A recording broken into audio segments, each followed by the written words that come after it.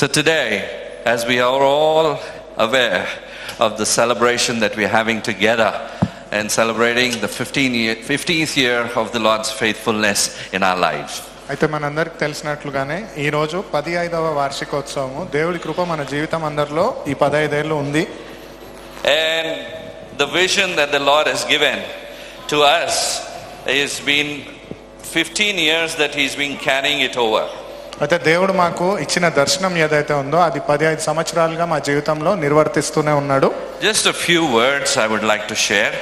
అయితే కొన్ని మాటలు నేను మీతో పంచుకోవాలనుకుంటున్నాను. Firstly, I want to thank the Lord for guiding us thus far.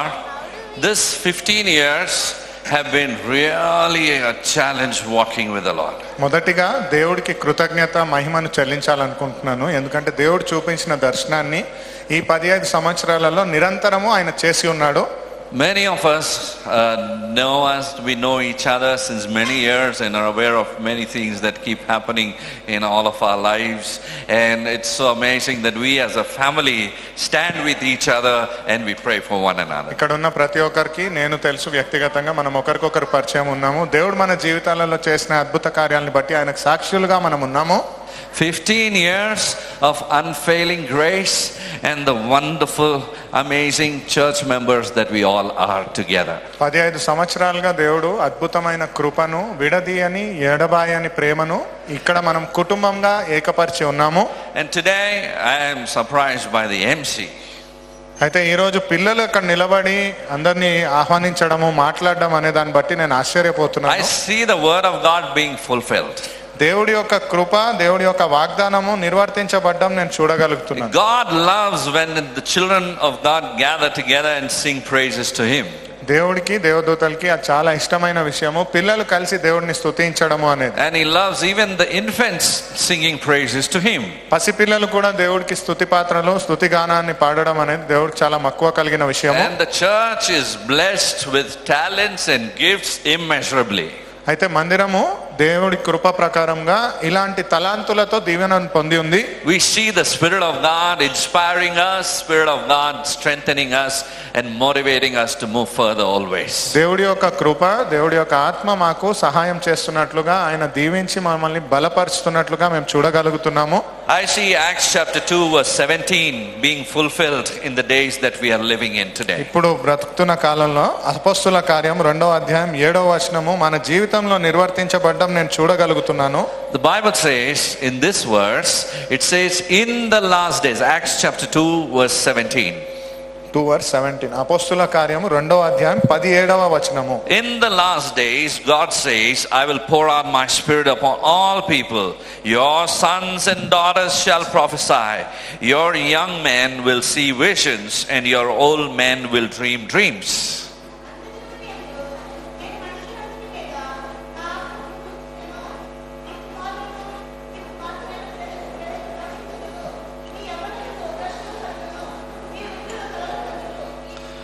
Amen. Amen. So the worship time that we see, that we all worship together, the Spirit of God always moves in the midst of us.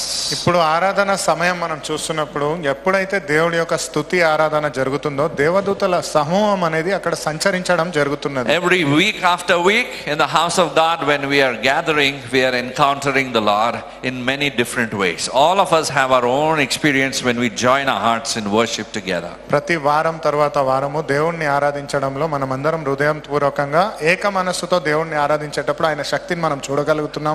Now the number 15, as we've celebrating the 15th anniversary today, the number 15th represents rest in the Bible.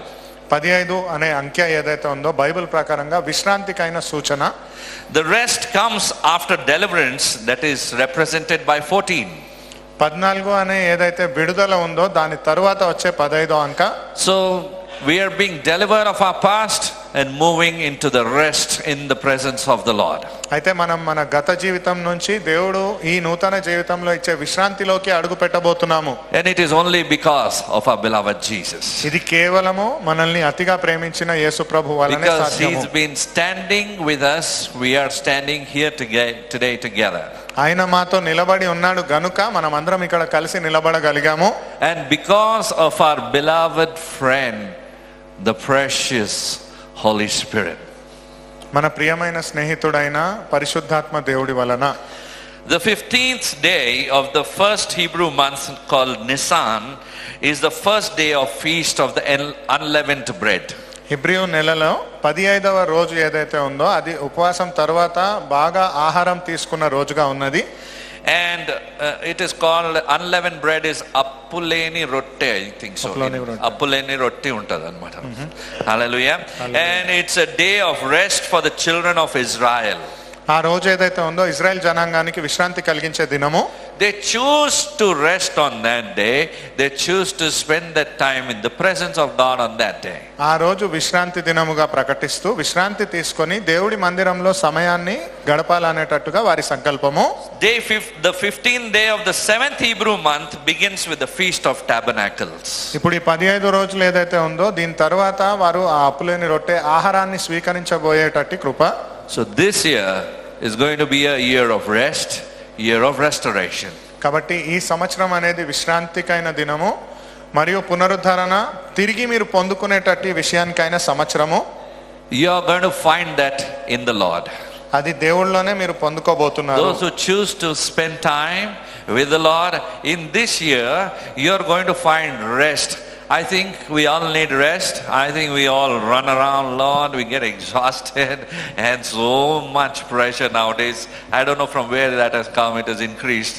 The time also has begun to run faster, we feel many a times. ఎవరైతే దేవుడితో సమయాన్ని గడపాలనే నిర్ణయం తీసుకొని ఉన్నారో వారికి ఈ సంవత్సరం దేవుడు కోల్పోయినవన్నీ ఇచ్చేటట్లుగా విశ్రాంతిని ఇచ్చేటట్టుగా మనందరికీ విశ్రాంతి కావాల్సిన రోజులలో ఉన్నాం. సమయం చాలా వేగంగా వెళ్ళిపోతున్న రోజుల్లో ఉన్నాం. You want to experience rest? మీరు విశ్రాంతిని అనుభూతి పొందాలనుకుంటున్నారా? Spend time more with the Lord. దేవుడితో అధికముగా సమయాన్ని కేటాయించండి. The more time you spend, the more you will find restoration. You will be coming closer to God. దేవుడితో అధికముగా మీరు కానీ సమయాన్ని గడిపినట్లయితే ఆ పునరుద్ధరణ శక్తిని అధికమైన విశ్రాంతిని మీరు అనుభూతి పొందగలరు. The feast of the 15th day of that anniversary is that is not just about looking back today, but we are rejoicing in God's covenant and in His faithfulness. ఈ 15వ రోజు ఏదైతే ఉందో ఈ విందుకైన విషయం ఏదైతే ఉందో అది దేవుడు తిరిగి వచ్చి మనతో సమయం గడపబోతున్న దానికైన సూచన.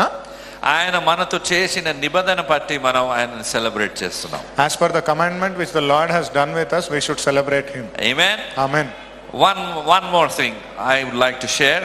Hezekiah received a 15-year extension in his life in Isaiah chapter 38 verse 5. ఇంకో విషయం మీతో పంచుకోవాలనుకుంటున్నాను. ఐజయా గ్రంథం 38వ అధ్యాయం 5వ వచనం ప్రకారంగా హెజెకియా రాజు 15 సంవత్సరాల పాటుగా ఆయన జీవితకాలం పొడిగింపు అనేది మనం చూస్తూ ఉన్నాము. నీవు తిరిగి హిజ్కియా యొద్దకు పోయి అతనితో ఇట్లనుము, నీ పితరుడైన దావీదునకు దేవుడైన యెహోవానికి సెలవిచ్చిన దయమనగా నీవు కన్నీరు విడుచుట నీ చూచి తిని నీ ప్రార్థన నేను అంగీకరించి ఉన్నాను. So this is an year of extension of God's kingdom. అయితే ఇది దేవుడి యొక్క రాజ్యానికి ఒక పొడిగింపుకైన విషయం ఇది. Those who believe say amen. ఆమేన్. నమ్మిన వారు ఆమేన్ చెప్పండి. I think I want you to listen carefully and I want to repeat it again. This is an year of extension of God's grace for the expansion of His kingdom. మీరందరూ మళ్ళీ శ్రద్ధ వహించి ఇది వినాలని కోరుతున్నాను. మళ్ళీ తిరిగి చెప్తున్నాను. 15 సంవత్సరాలు అనే సూచన దేవుడి యొక్క రాజ్యాన్ని విస్తరింప చేయడానికైనా నిదర్శనంగా చెప్తున్నాను. Amen. Psalms 126 verse 3 says that the Lord has done great things for us and we are filled with joy. కీర్తనల గ్రంథం 123వ అధ్యాయము 3వ వచనం ప్రకారంగా దేవుడు నూతన కార్యాలను చేసి ఉన్నాడు మరియు మనము ఆనందంతో నింపబడి ఉన్నాము అని. So I need a response from you today. మీ నుంచి స్పందనను కోరుకుంటున్నాను నేను. I'm going to speak in English. Brother is going to help in the Telugu part, but I need a response from you. So you need to give a response to me. In English it is from foundation to fruitfulness, and the response should be we will rise. Okay? Did you get it in English? And then we'll do it in Telugu as well. From foundation to fruitfulness.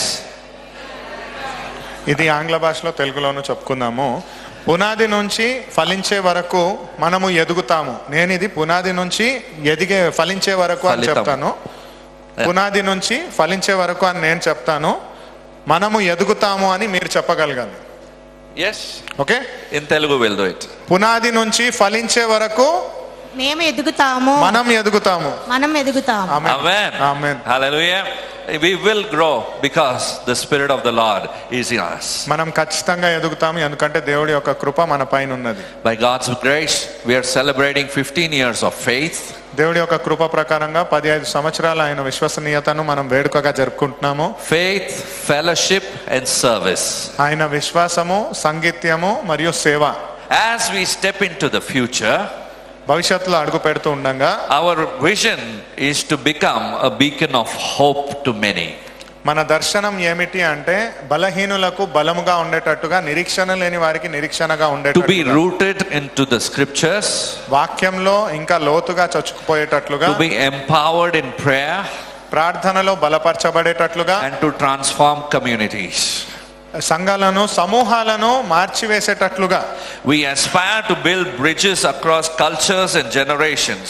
అయితే ఆచారాలలో మరియు తరాలలో రావాల్సిన మార్పు, And we will shine the light of Jesus Christ. మనం దేవుడి యొక్క ప్రకాశాన్ని లోకంలో చూపించే మాదిరిగా ఉంటామని. Amen. Amen. When the light begins to shine, there is always love, there is always hope, there is always peace that comes from Jesus. అయితే కాంతి ఎప్పుడైతే ప్రకాశిస్తుందో అక్కడ నిరీక్షణ ఉంది, ఒక కొత్త ఆశ ఉంది, దేవుడి యొక్క శాంతి ఉంది. So this is the vision of the church, to build everyone for his coming. అయితే ఇది సంఘముకైన ఒక దర్శనము ఈ వచ్చే సంవత్సరానికి. To build everyone up for his coming. ప్రతి ఒక్కరిని ఆయన రాకడ కొరకై బలపరిచేటట్లుగా. Amen. Amen. So I pray that we all together will carry out this vision. నేను ప్రార్థన చేస్తున్నాను, మనమందరం ఈ